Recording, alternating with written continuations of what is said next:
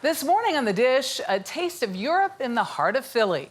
It's the latest project of two best friends, Chef Jonathan Adams and coffee roaster Damien Pileggi. The two made their name with rival brothers coffee. Now they've added Enswell, a place for cocktails and some very fine dishes to go along with them. You want to do it? You do it. You do it. No, you do it. You're good. I'll set you up. We can do it together. All right. You do one, I do one. Coffee lovers and best friends, Jonathan Adams and Damien Pileggi, Damien will have your oat latte up in one moment. Did you say oat? Yeah. make it their business, perfecting the perfect shot of espresso. Awesome. How do you guys gel? We're talking over 20 years together, adolescence Yeah. through kids, Yeah. marriage. 33 years if you're counting. Yeah. Oh my Kids, gosh. marriage, Which is crazy. They've spent a lifetime figuring it all out amidst careers in Philadelphia's hospitality industry. But the barista thing, they just couldn't get enough of. Hence why they launched Rival Brothers Coffee in 2011. It actually wasn't until after high school where we really started hanging out. We both gravitated towards hospitality and restaurants, and then ever since then, we've been finishing each other's sentences here and there. Their concept started as a mobile coffee truck and is now a Philadelphia institution.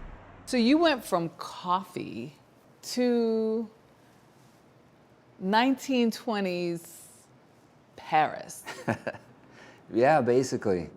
Their latest project, Enswell, a high-end cocktail bar located in the Terrain, an historic hotel building near Rittenhouse Square, with a swanky French-inspired interior. Here, Adams is at the front of the house, Hands, please. taking a back seat to executive chef Andy Farley, 4, bar 1. Love it, love it. who serves up dishes that are far more fortifying than what an average bar menu might provide. What do we have here? That's a full meal. That is a full dinner. So that's a blue cheese dry aged New York strip, cooked sous vide, then finished over Japanese charcoal with glazed carrots and potato puree and sauce bordelaise. And the carrots are perfect. There's a little bit of licorice in there. There's a Chardonnay vinegar that we use to glaze, so that's where the licorice is coming, that anise flavor. Also on the table, crispy eggplant, marinated then grilled. Tempura fried, tossed in what we call togarashi, a Japanese 7-spice, and ranch. That's served over black garlic tahini with a little lime and sumac and some fresh herbs. This is one of those things that is just incredible. So flavorful, spicy. Next, hand-cut pasta limon. A deceivingly simple dish.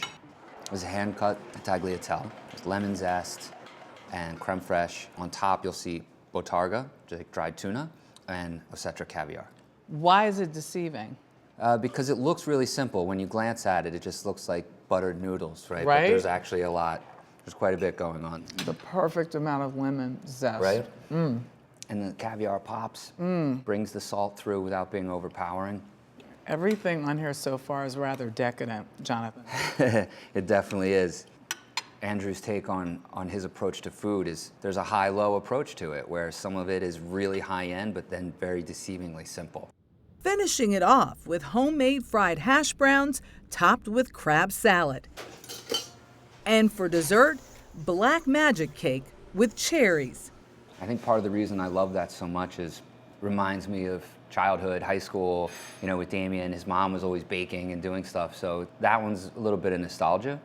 And you don't even need to know that to enjoy it, but for me, it takes it to a different place.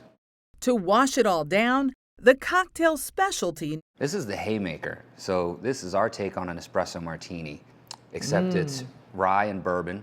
We make our own orgeat, which is an almond liqueur, and then it's topped with vanilla cream and instant coffee. The journey here has been 25 years in the making, since he gave up his first coffee gig in college in search of something bigger. After doing coffee at Starbucks for like 3 years, kind of needed a change, and a friend of mine said, well, we need a busboy at this restaurant in Philly. And I was like, okay. Walked in, said, I'll do whatever you need me to do.